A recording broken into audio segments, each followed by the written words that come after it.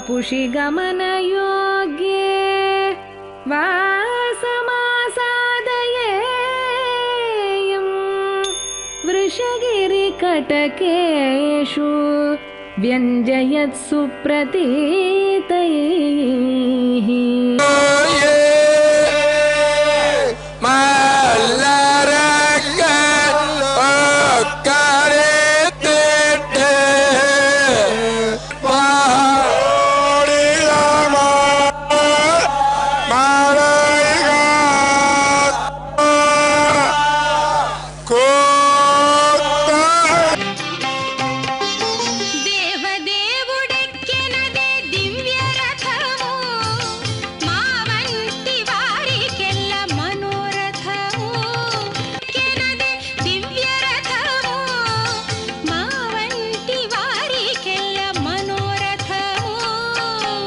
నిభేక్షణాం వందే పద్మముఖీం దేవీం పద్మనాభప్రియామహం.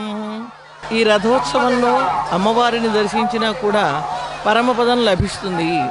మనకి దర్శనమిస్తూ ఉత్తమైనటువంటి దృష్టిని మా మీద ప్రసరింప చెయ్యమని భక్త కవి సీతారామాచార్యుల వారు అమ్మ ప్రాణులను హరిమాయ బయలీరించినదివో ప్రాణుల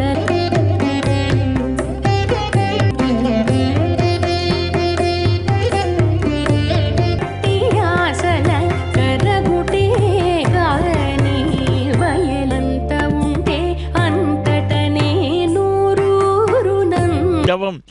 ఈ లాలిత్యం అన్నీ కూడా ఒక రూపాన్ని ధరించి ఆ మహావిష్ణువుగా అదుగో సనాతన ధర్మానికి మంచి మెరుగులు తీర్చిదిద్దిన పేరుతోనే ఒక పురాణాన్ని కూడా దిగి వచ్చినటువంటి ఆ లక్ష్మి అగస్త్య మహర్షి చేత పూజితురాలవుతూ ఉన్నది అని మనకు నడిచేట్లుగా ఆ పరమాత్మ యందు ప్రీతితో చేసేట్లుగా మనకు తెలుపుతోంది. అందుకనే మొదట్లో చెప్పుకున్నట్లుగా ధ్యానించటానికి ఆ కదిలేటువంటి ఆ సాధారణంగా సంస్కృత శ్లోకాలలో సంస్కృతాంధ్ర మిశ్రితములైనటువంటి తెలుగు పద్యాలలో నీ వైభవం ఒక తెమ్మెరలు క్రమ్మగా ఇమ్మగు తమ్మి మేడలో తుమ్మెద కొమ్మలిం. ఆ క్షీరసాగర కన్యకి అయినటువంటి నీవు నెమ్మది నుండు సేవ మాత్రమే కాకుండా ఈ అశ్వరాజములకు కూడా ఆ రెక్కలను తగిలించి గరుడ వాహన సేవా వైభవాన్ని కూడా రథం కదులుతుందా లేదా జగన్నాథ రథయాత్ర కూడా భక్తులు నీకు చక్కటి నీరాజనాన్ని అందిస్తున్నారు.